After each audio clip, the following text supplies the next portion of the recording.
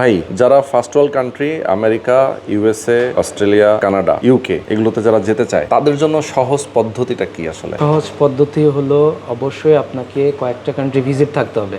Without any visit history global immigration park কোনো কাজ করে না। আমরা যেহেতু দীর্ঘ 23 বছর যাবত ট্যুরিস্ট ভিসা নিয়ে কাজ করি, সো প্রথমত একটা কান্ট্রি রিকোয়ারমেন্ট কি, রিকোয়ারমেন্টের বাইরে আসলে কাজ করা যায় না।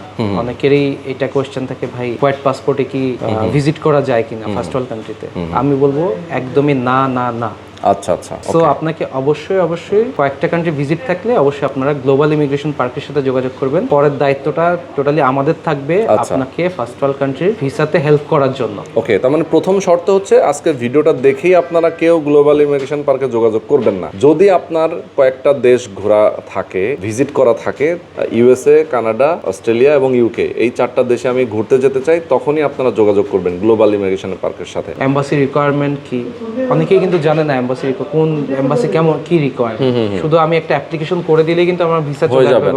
সেটাই। কোন কান্ট্রির জন্য আমার কি কি রিকোয়ার্ড ডকুমেন্টস লাগবে, এটা কিন্তু খুবই ইম্পর্টেন্ট। ওকে, তো আমি বলবো আমাদের দর্শক যারা আছেন, যারা দেশ বিদেশ ঘোরাঘুরি করতে চান, বিশেষ করে এই 4টা দেশ, এখন গ্লোবাল ইমিগ্রেশন পার্ক কিন্তু ফার্স্ট ওয়ার্ল্ড কান্ট্রির 4টা দেশ নিয়ে কাজ করছে খুব স্মুথলি। সেক্ষেত্রে অবশ্যই যোগাযোগ করবেন গ্লোবাল ইমিগ্রেশন পার্কের সাথে।